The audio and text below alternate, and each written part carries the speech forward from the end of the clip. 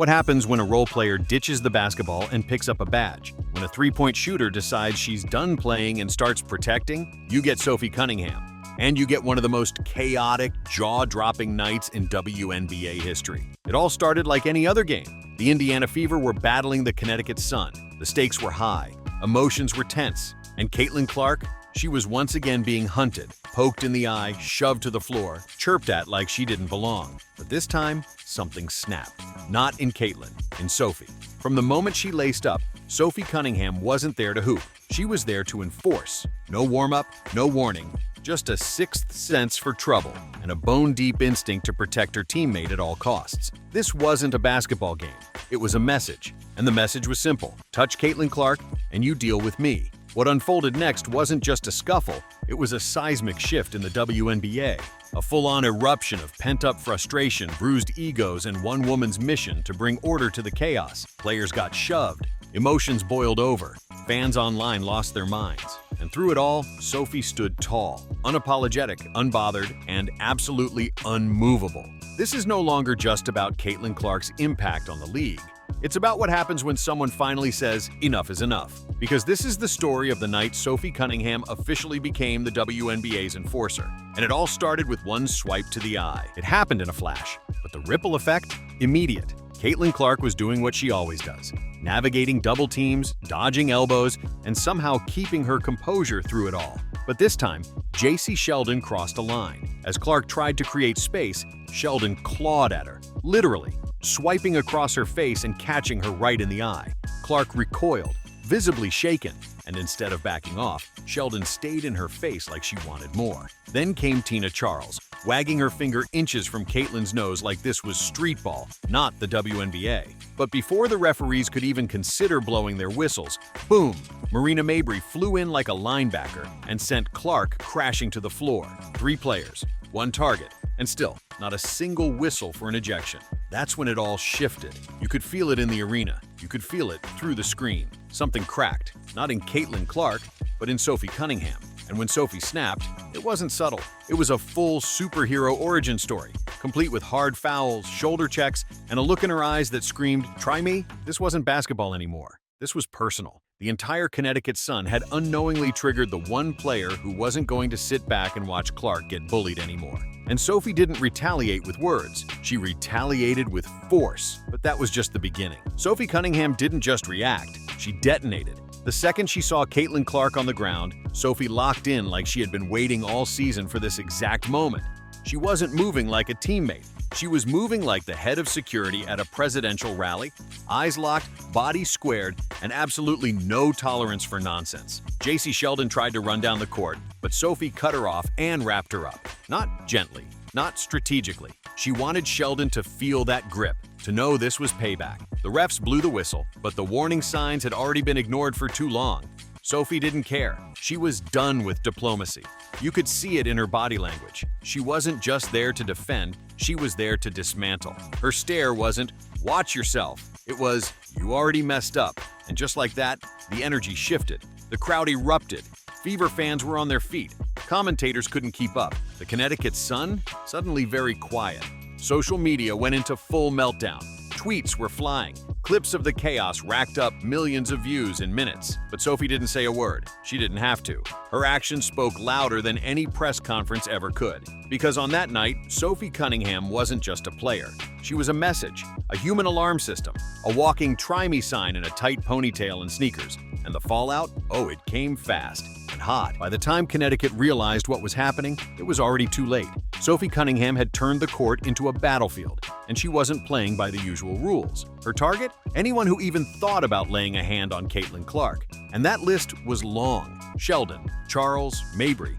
One by one, they all felt the heat. It wasn't just about defense anymore. It was about domination. Sophie didn't come to shoot threes or run sets. She came to disrupt. She came to deliver punishment. And every bump, every stare, every hard foul was a receipt. Payment for all the hits Clark had taken over the season with no protection. Caitlin getting shoved? Sophie was there. Sheldon getting physical? Sophie wrapped her up without blinking. Marina Mabrey flying in like a wrecking ball? Sophie was already calculating her next move before the refs could figure out what happened. And yet, the officials still got it wrong. Mabry didn't get ejected, just a technical. Sheldon's eye swipe, a flagrant one, nothing more. Caitlin, she got hit in the face and received a tech of her own. It was like the refs had made up their minds before tip-off. No matter what happened to Clark, they weren't going to step in. But Sophie did. She filled the gap that the league refused to. Not with words, not with complaints, with action. We, fear she's action. And it worked. The Fever didn't just win, they made a statement. A violent, unforgettable statement. Because that night, every single player in the WNBA got the message loud and clear. You mess with Caitlin Clark, you answer to Sophie. This wasn't just about one foul. This wasn't just about one game. What unfolded was the result of months, no, an entire season, of pent-up frustration and unchecked disrespect. From the moment Caitlin Clark entered the WNBA, she had a target on her back, and not a metaphorical one. We're talking elbows to the ribs, shoves to the floor, sneaky screens, silent treatment, and players who didn't even try to hide their hatred. Opponents weren't defending her, they were hunting her, like she stole something, like she didn't belong. Game after game, Clark took the hits. She got back up. She kept her head down. She kept hooping. But Sophie Cunningham, she was watching. She was keeping score. And eventually, even the calmest storm has a breaking point. What happened in that game wasn't some random flare-up. It was calculated, intentional, personal. Sophie had seen enough. This wasn't about basketball anymore. This was about drawing a line in the hardwood and daring someone, anyone, to cross it. She didn't go rogue, she went protector. Because Sophie knows something most fans overlook, Caitlin isn't just a star, she's the future of the league.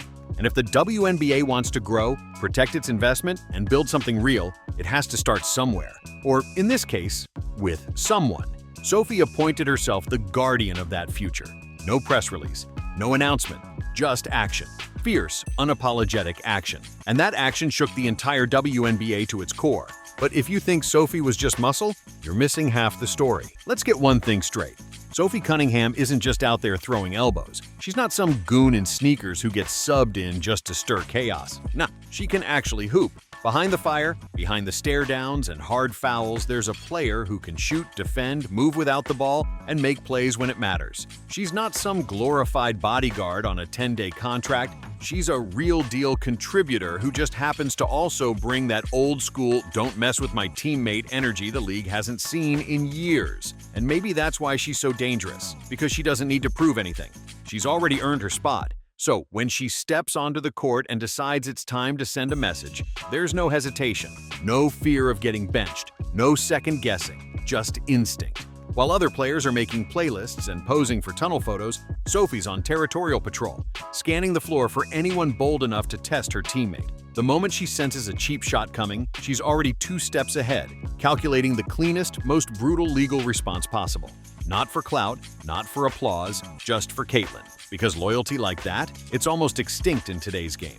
We're used to superstars being left to fend for themselves. We're used to teammates being passive, scared to get involved. But Sophie flipped that script. She didn't care about optics. She cared about making it very clear. If you come for Caitlin, there will be consequences. Physical, public, and unforgettable. She's not the muscle. She's the standard. And now the whole league is forced to adjust. But the fallout didn't stop on the court. It followed them straight into the locker room. The second the buzzer sounded, the scoreboard said Fever 88, Sun 71. But that wasn't the headline. The real story was Sophie Cunningham and the wreckage she left behind. Social media erupted. Clips of the chaos went viral within minutes. Fans were posting slow-motion replays like it was the Zapruder film. Some called it excessive, others called it overdue, but no one ignored it. Sophie had set the entire WNBA on fire, and she didn't even break a sweat doing it. And while everyone else was still arguing over fouls and flagrant calls, Sophie had already left her final message. She posted from the locker room before the game was even over. No caption, no explanation, just vibes. Aggressive, victorious, unbothered vibes. That post didn't need a caption. It was the caption. She knew what she'd done, and she stood on it. Meanwhile, the refs, they gave out technicals like breath mints. A flagrant one here, a tech there. Caitlin Clark gets poked in the eye and shoved to the ground, and somehow she ends up with a technical. Marina Mabry, not ejected. JC Sheldon, still in the game. It was absurd. The league didn't protect its biggest star, so Sophie did. And when the smoke cleared, one thing became painfully obvious. Sophie's presence mattered. She didn't have to speak. She didn't have to explain. Because when the final whistle blew, it wasn't just the Fever who won. It was a new era that took over. An era where Clark no longer walks alone. An era where one woman's fury speaks louder than any press conference. Now the entire WNBA is on notice. For months, fans have heard the same tired line. Caitlin Clark gets special treatment. But after this game, that myth went up in flames. Let's lay it out clearly. Caitlin Clark got swiped in the face, shoved to the ground, stared down by veterans, and still got hit with a technical. Meanwhile, Marina Mabrey launched herself into Clark like an NFL safety and somehow walked away without an ejection. J.C. Sheldon swiped her in the eye and got a flagrant one, but stayed in the game. So what exactly is special about that treatment? Because from the outside looking in, it's starting to feel like open season on Clark, and the referees are just letting it happen. Whether it's jealousy, bias, or just bad officiating, the result is the same. The league's biggest draw is being targeted nightly, and barely anyone in power is doing anything to stop it, except Sophie. She didn't wait for a whistle. She didn't beg for justice. She became it. Because if the officials won't protect Caitlin, Sophie will, and with interest. What we're seeing isn't just a teammate having her friend's back. It's a veteran holding the entire league accountable. Cunningham made it clear, if you keep letting this slide, I won't. And fans noticed, players noticed, the league office noticed. Sophie Cunningham turned a routine foul into a referendum on how the WNBA treats its stars. She pulled back the curtain, and what we saw wasn't pretty. It was broken. Now the league has a choice. Keep pretending nothing's wrong, or finally fix the system. Because if they don't, Sophie will, and she's not asking for permission. This wasn't just a game. This was a shift, a warning, a declaration. Because what Sophie Cunningham did wasn't some heat-of-the-moment meltdown, it was the start of something bigger. A new identity for the Indiana Fever. A new tone for the WNBA. One where toughness isn't just about stats or highlight reels, it's about presence. And Sophie's presence? Unmissable. She's not just a role player anymore. She's the Fever's firewall, the first line of defense, the protector of the crown jewel, Caitlin Clark, and the spirit of a team that's finally had enough of being pushed around. Opposing teams? They're watching tape differently now, not just to scout Caitlin, but to see where Sophie is on the floor.